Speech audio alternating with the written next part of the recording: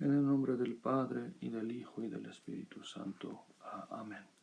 Queridos hermanos y hermanas, les mando un pequeño sermón acerca de la lectura del Evangelio que leemos el domingo pasado, que era el tercer domingo de las lecturas del Evangelio según San Lucas, que también coincide con la lectura, con la celebración de los Santos Padres del Séptimo Concilio Ecuménico. Esta celebración coincide en finales del mes de octubre, y pues el domingo que sea más cercano a las fechas de los finales del octubre, el mes de octubre, pues aquel domingo se celebra cada año como la celebración, la fiesta de los padres del Séptimo Concilio Ecuménico, del cual también trataremos. Y esta es también la razón por la cual hay una discrepancia en las lecturas del Evangelio en la tradición, entre la tradición griega y rusa. La tradición griega nos indica que este domingo en el cual se celebraría en aquel año, ¿no?, la fiesta de los santos padres del Séptimo Concilio Ecuménico, que aquel domingo se lea el Evangelio que leemos el domingo pasado, que era el Evangelio sobre la parábola del sembrador. En la tradición rusa no existe tal cambio del Evangelio. Según aquella tradición, pues el tercer domingo se leerá el Evangelio del tercer domingo, aun cuando coincide con la celebración de los Santos Padres. Y por eso nuestra iglesia, en nuestro monasterio en Boston, nuestra iglesia pues sigue la tradición griega, y por eso el domingo pasado leemos este Evangelio sobre la parábola del sembrador. Y los que pues leísteis según la tradición rusa, los que pues seguís este calendario, pues hablaremos no sobre el Evangelio que se leyó en las iglesias de tradición rusa, sino que el Evangelio del octavo capítulo de San Lucas, que es sobre la parábola del sembrador. Por eso los que quieren, pues mirad en el Evangelio, empieza con en el capítulo octavo con los versículos 5. En el Evangelio de San Lucas, la parábola sobre el sembrador. Y pues hablemos sobre esta profundísima parábola, porque nuestro Señor mismo en en esta misma parábola, pero tal y como fue escrita en el Evangelio de San Mateo, dice que no es posible comprender otras parábolas suyas si no comprendemos esta parábola. Y tan profunda es, tan importante es para entender qué es lo que busca en el corazón humano nuestro Señor, qué es lo que quiere ver en el corazón humano. Y por eso pues prestemos atención a esta parábola y la reflexión y la explicación que el Señor mismo da a su parábola, y también cómo los santos padres explicaron las palabras de nuestro Señor. O sea, hay hasta 3 niveles de explicación. 2 contenidas en el Evangelio, la parábola misma, explicación de nuestro Señor, y también cómo los santos padres fueron a explicar, inspirados por el Espíritu Santo, con más profundidad el significado de esta parábola. ¿Y de qué se trata pues esta parábola del sembrador? Nuestro Señor dice que salió el sembrador a sembrar. Y pues dijo, y sembrador es el que siembra la semilla, ¿no? Y claro, en esta parábola el sembrador es nuestro Señor mismo. ¿Y qué es la semilla? La semilla es la palabra suya.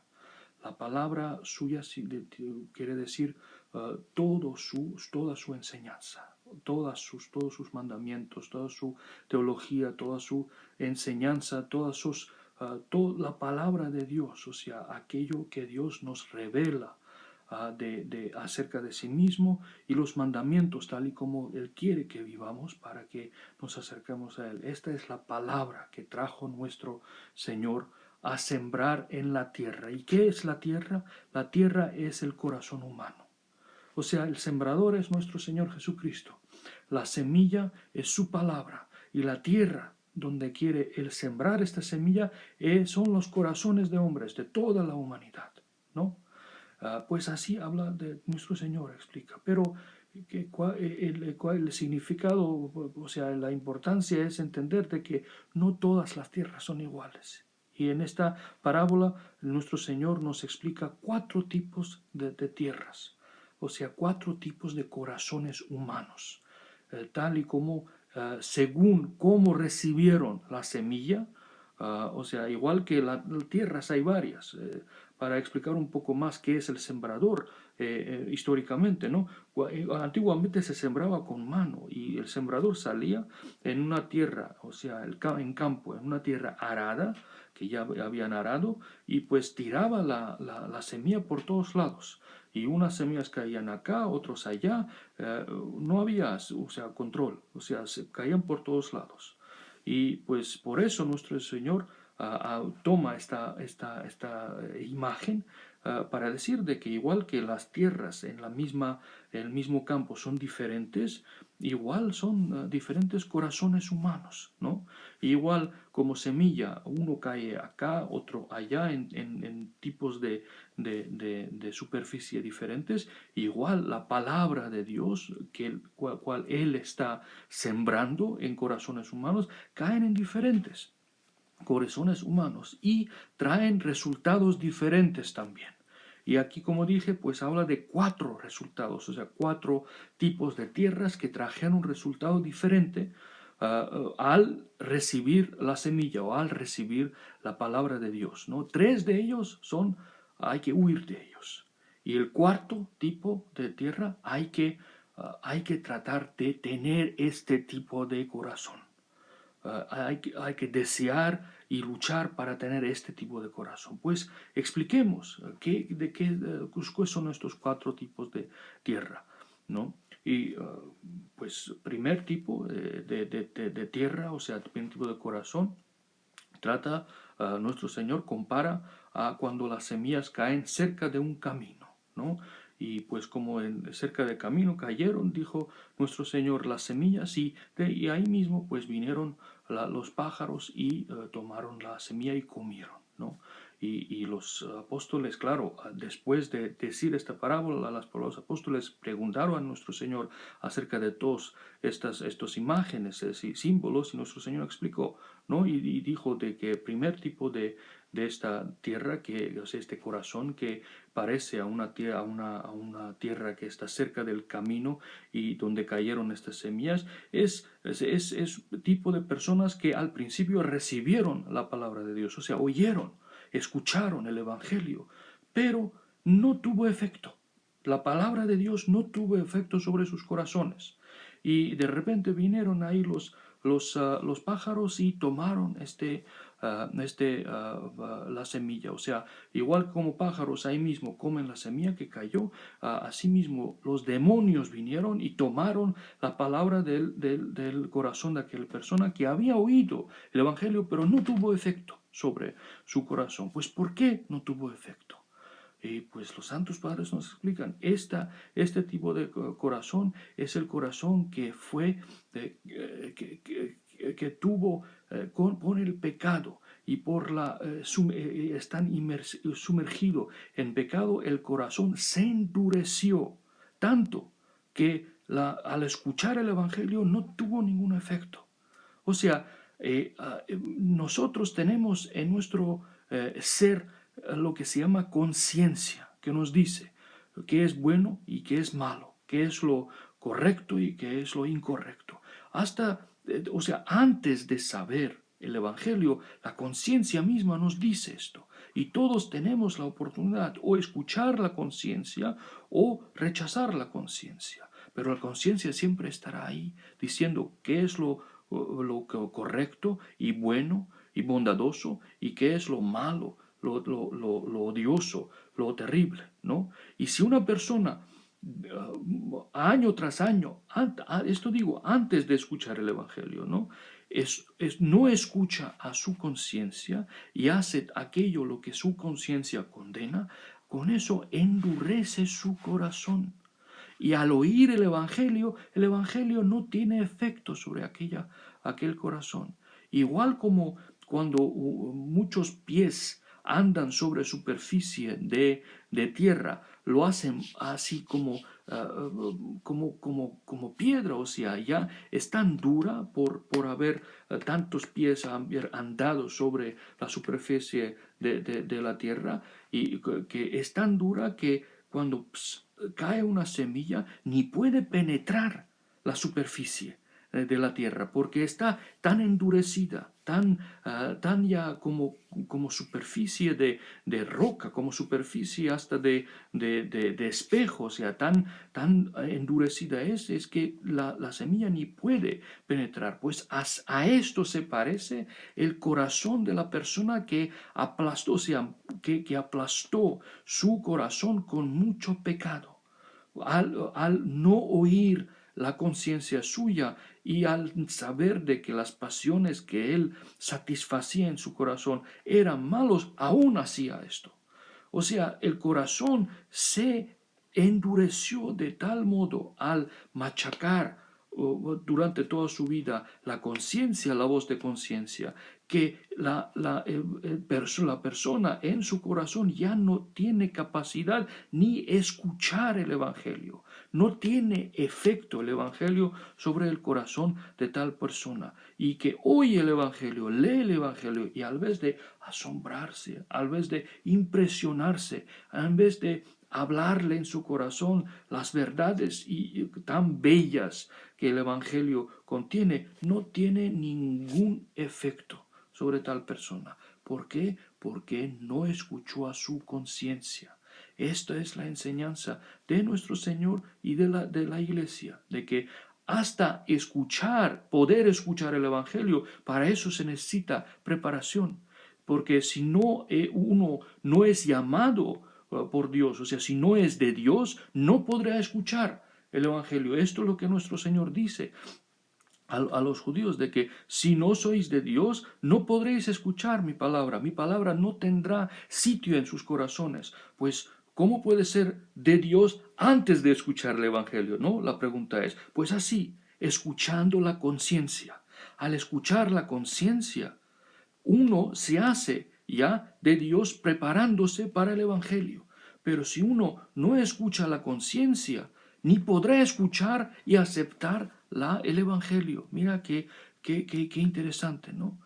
Pues este es el primer tipo de corazón. Corazón tan endurecido por el pecado, tan endurecido por no escuchar la conciencia propia, que ni puede ya aceptar la palabra de Dios. Y aunque le fue dada la palabra de Dios, la semilla cayó sobre su corazón también, igual que la semilla no puede penetrar sobre la superficie que es totalmente endurecida, y al igual la palabra de Dios no pudo penetrar el corazón que fue tan endurecido por el pecado. Y los pájaros vinieron y llevaron la palabra. Los pájaros es el diablo, son los demonios, que al ver que la palabra de Dios no tuvo efecto sobre la persona, hacen que olvide hasta de lo que las cosas bellas que ha oído en el Evangelio. Este es el primer tipo de corazón que tenemos que huir de esto. Y nuestro Señor continúa, ¿no? Diciendo de que, y segunda, otras semillas cayeron en una tierra llena de rocas. Y pues sí que tuvo el efecto, o sea, sí que creció un poco, se germinó la semilla y creció, pero como no tenía agua, no había humedad en aquella tierra porque había roca, y o sea, no tenía profundidad, pues creció un poco, y después al salir el sol, pues se secó.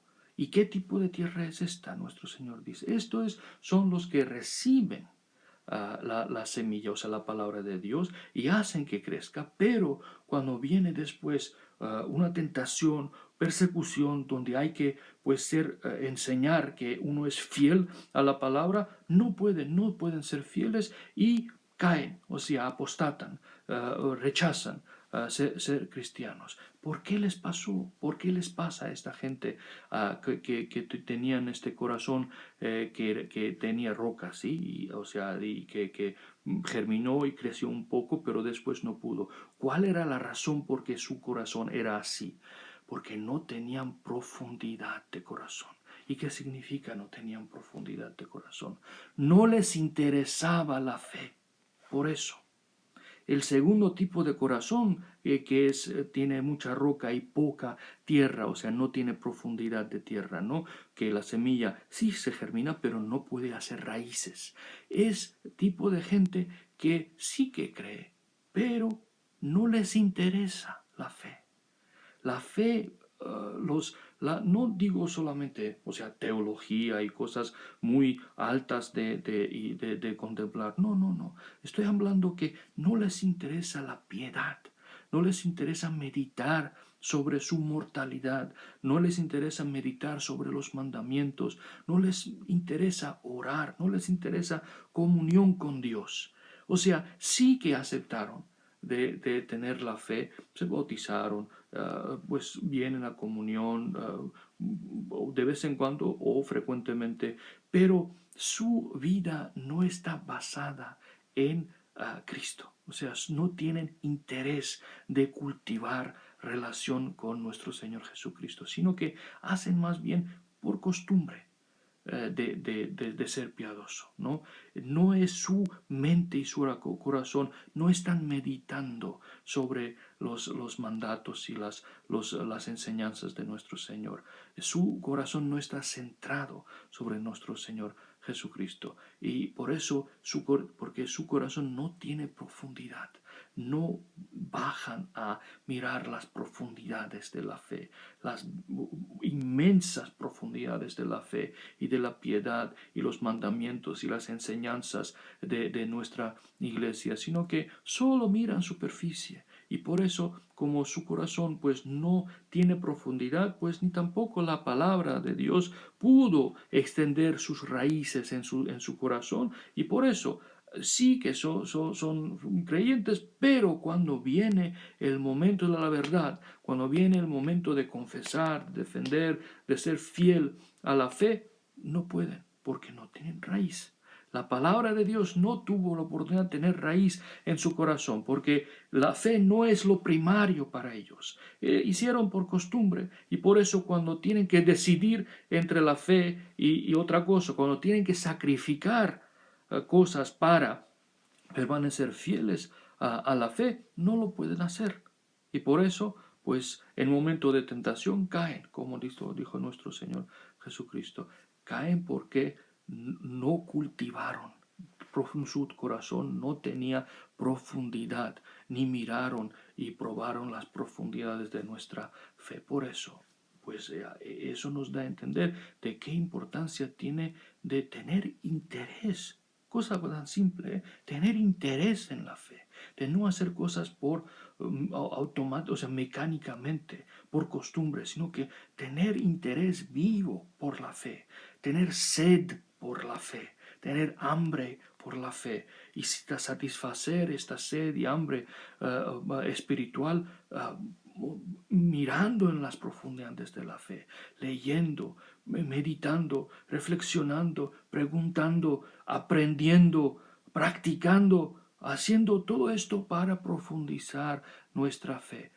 ¿Qué importancia pues tiene esto? Miren, porque si no hacemos esto, significa que la palabra del Señor no tiene raíz en nuestro corazón. Y si no tiene raíz en nuestro corazón, en el momento de la verdad, no podremos ser fieles. Que Dios nos libre de esto, pero miremos en nuestros corazones si hay este tipo de tierra de nuestro corazón, ¿no? Que no tiene profundidad. Si vemos que le es, pues nos corrijamos. Y pues, ¿cuál es el tercer tipo de tierra, ¿no? El tercer tipo de tierra es ahí donde hay mucha espina.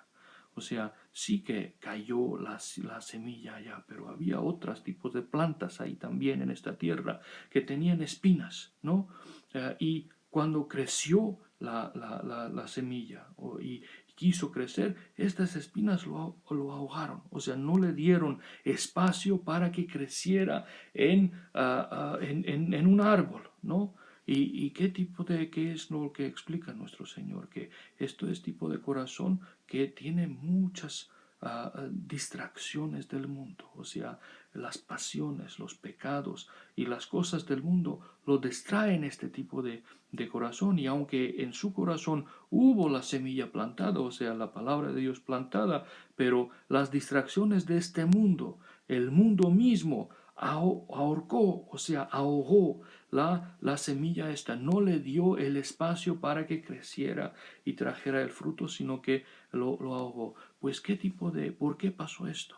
¿Qué tipo de corazón es que tiene estas distracciones, y por qué tiene estas distracciones si al mismo tiempo era creyente? Este tipo de corazón es aquel que dejó que las pasiones tuviesen su espacio en el corazón. No luchó con una lucha total y absoluta contra las pasiones, sino que sí se bautizó la persona, comulga, tiene interés, lee, ora, ayuna, pero al mismo tiempo deja que las pasiones en su corazón tengan libre acceso. Sea pasión de lujuria, no digo hasta practicando la lujuria, de ojo, de mente, de imaginación, o de gula, o de envidia, o de cualquier otra pasión que hay. No declaró guerra total y absoluta contra estas pasiones, sino que dejó que una o dos o más, cual sea, tuviesen libre acceso en su corazón. Excusó a sí mismo, dijo que bueno, está bien, dejemos que este o tal pasión pues esté allá. Al principio sí que declaró la guerra cuando se bautizó, cuando vino a la iglesia, y todos recordamos estos momentos, ¿no?, de celo y de entusiasmo y de ánimo cuando empezamos la guerra de Cristo, o sea, estamos estando enlistados como soldados de Cristo contra el pecado. Pero al pasar los años, pues se relaja el corazón, y las pasiones antiguas que pensábamos que habían huido en nuestro corazón, pues dejamos que entren uno tras otro, y como si hicimos una tregua de paz, o sea, hicimos una, digamos así, no lucha constante y hasta el fin contra las pasiones, sí, sino que hicimos un tratado de paz para que ellos también tengan su acceso y yo también sea piadoso. Esto es el tipo de corazón que deja que las plantas espinosas, las espinas también crezcan en el corazón, y aunque la semilla está creciendo, no tendrá la posibilidad de traer fruto, porque las pasiones del mundo ahorcarán, ahogarán, matarán a la semilla que está creciendo en el corazón. Y esto podemos ver todos nosotros, mirar y ver que este es el caso, que nuestro corazón sí tiene amor por nuestro Señor Jesucristo, por la iglesia, tiene interés, tiene deseo, pero al mismo tiempo somos débiles y estamos dejando que las pasiones entren en nuestro corazón, y no tenemos la lucha eterna, o sea, lucha sin tregua, lucha hasta el fin contra las pasiones, sino que estamos excusando a nosotros mismos, ay, que somos débiles, o que el mundo es muy fuerte, o que las pasiones estas son muy fuertes, o que de los laicos no se pide tanta lucha, o que los monjes pues estamos en últimos tiempos y que pues no somos como los padres de antes. No hacemos esto a veces de decir de que sí, claro, todos caemos en pecados, sin pasiones, y esto es nuestra vida, ¿no?, de caer y levantarse, pero a vez de excusar nosotros mismos, podíamos decir de que es mi culpa, y no voy a excusar a mí mismo, no voy a decir de que por tal y tal pues me pasó esto, sino que voy a decir es mi culpa, y no voy a excusar y justificar a mí mismo, sino que voy a enseguida pedir perdón y decir de que nadie es culpable sino yo, y lo que me pasó es por mí mismo. Y sí, entraron pasiones, pero no voy a excusar a mí mismo. No voy a decir de que está bien que hayan pasiones allá, sí, de que el hecho de que están ahí es el hecho, ¿no? Pero cómo miremos a este estado es otra cosa. Podemos decir de que está bien que estén allá o podemos decir de que no. No está bien que estén allá y voy a luchar. Y aunque caiga una otra vez en esta lucha, no voy a excusarme mismo. No voy a decir de que pues que haya paz ahora entre mí las pasiones, sino que voy a decir de que no, habrá lucha hasta el fin. Hasta el fin habrá lucha contra las pasiones. Este tipo de respuesta es muy diferente. Pues miremos en nuestro corazón. Si dejamos a las pasiones que estén allá y les dejamos, justificamos de que, pues que estén allá. Y si nos gustan las pasiones, y si nos decimos que, ay, no es tan gran pecado que estén allá las pasiones. No, no hagamos esto. Si hacemos esto, pues parecemos a este tercer tipo de tierra, ¿no?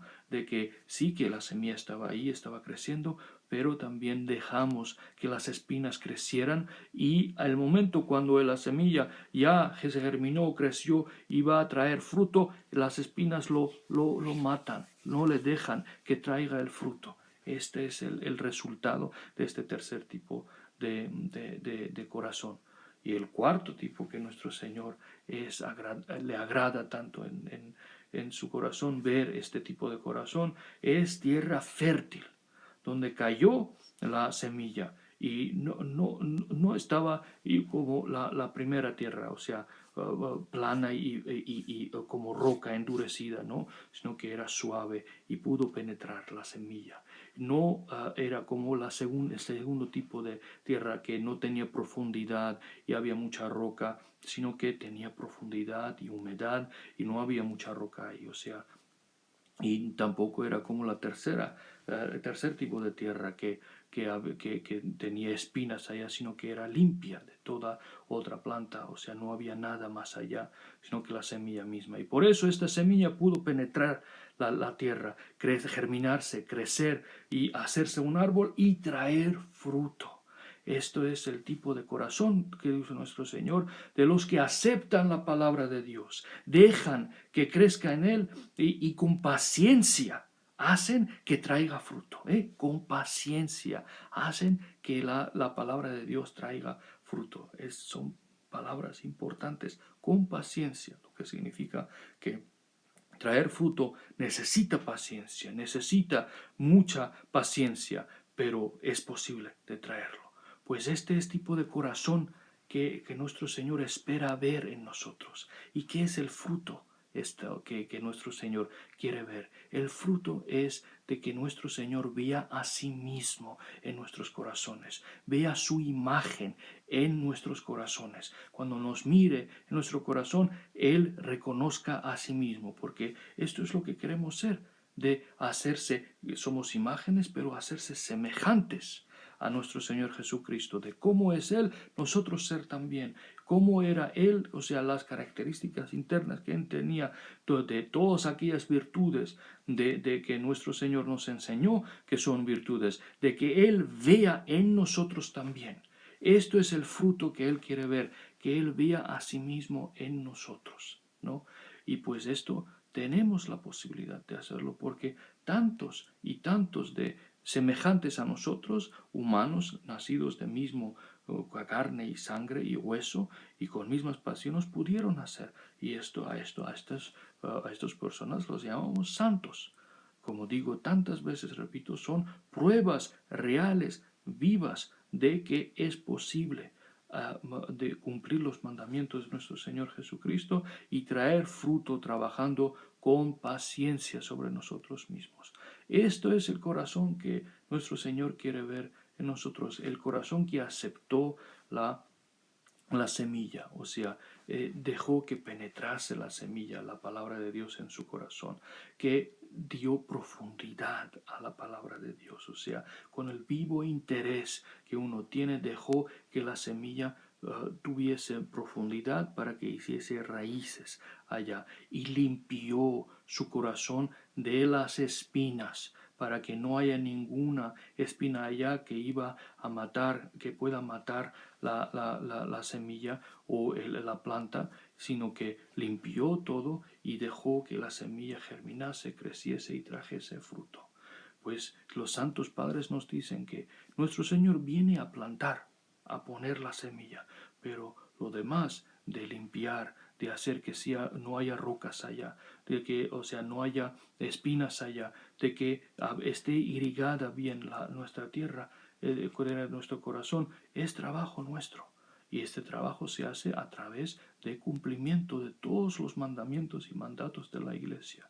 Todo lo que hacemos, la oración, el ayuno, confesión, tomando la comunión, meditando sobre los mandamientos de Dios, haciendo limosna, humillándose nosotros y practicando humildad a vez de orgulloso, perdonando uno a otro, meditando sobre la muerte. Todas estas cosas que la Iglesia nos enseña es lo que limpian la tierra de nuestro corazón para que la palabra de Dios crezca en nosotros. Todo esto, lo que acabo de decir y otras cosas más que los santos padres nos enseñan en libros tras libros de cómo practicar los mandamientos, cumplir los mandamientos de Dios, es lo que limpia nuestro corazón, lo que prepara nuestro corazón, lo que hace que nuestro corazón sea fértil.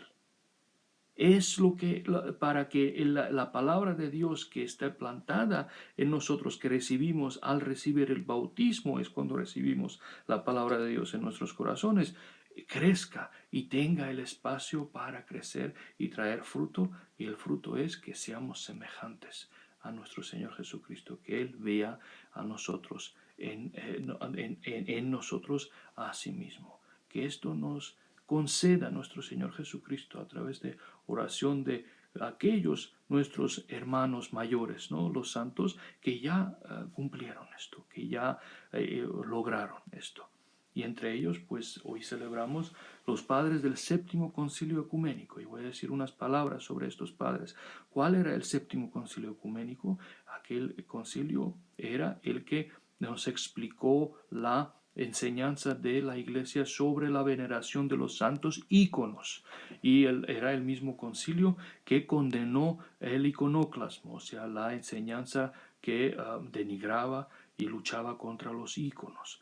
Y se pueden decir muchas cosas acerca de la veneración de los íconos que también diremos durante el gran ayuno, cuando también se celebra el triunfo de la ortodoxia, y entonces tendremos posibilidad de decir más sobre la veneración de los íconos, pero aquí te diré una cosa solo acerca de los íconos, acerca de la teología, ¿no? Primero sobre el aspecto histórico del concilio y después sobre la teología de los íconos. Este concilio se congregó unos 80 años después de que la herejía de iconoclasmo estuviese triunfando en todo el imperio bizantino. Durante casi todo el siglo VIII, bajo los reinados del emperador León Isaurio y su hijo Constantino Coprónimo, esta herejía estaba dominando todas las tierras del oriente, y los ortodoxos estaban en exilio, encarcelados. Los obispos estaban o encarcelados o en exilio, y los obispos herejes con el apoyo del Estado estaban gobernando en aquellos tiempos. Ellos tenían o sea, la supremacía, y los ortodoxos estaban en minoría, estaban digamos así, bajo la persecución, hasta que vino la Santa Emperatriz Irina y convocó el concilio en la ciudad de Nicea en el año 787, y ahí bajo la presidencia de San Tarasio, el patriarca de Constantinopla, que fue elegido después que excomulgaron al patriarca hereje de Constantinopla, explicaron la fe ortodoxa acerca de los íconos, y también excomulgaron y condenaron las blasfemias que los herejes decían sobre los íconos. Y muchos padres, santos padres confesores que habían estado en exilio, participaron en este concilio. Pues, ¿cuál es la cosa más importante que tenemos que saber sobre los íconos, queridos hermanos y hermanas? La cosa más importante es que los íconos no son una cosa estética solamente, no es arte solamente. Veneración de los íconos es algo dogmático, es cosa de fe, no es de gustos, no es de estética. Es algo de la fe, es algo dogmático. ¿Y por qué? ¿Por qué es algo dogmático? Porque la veneración de los íconos es una confesión de fe en la realidad de encarnación de Dios. O sea, es una confesión que nosotros creemos, lo que nosotros creemos que Dios en verdad y en realidad se hizo hombre, no en apariencia, no en ilusión, no en sueño, sino que en realidad tomó este cuerpo y hueso y sangre y alma y se hizo hombre. Esto es lo importante, porque los que los santos padres nos dicen, los que denigran los íconos, los que dicen que es imposible y no se debe pintar, dibujar o hacer representación de nuestro Señor Jesucristo y por consiguiente a la Madre de Dios y los santos, están poniendo bajo la duda la realidad de la encarnación. O sea, están luchando contra la realidad de que nuestro Señor de verdad se hizo hombre.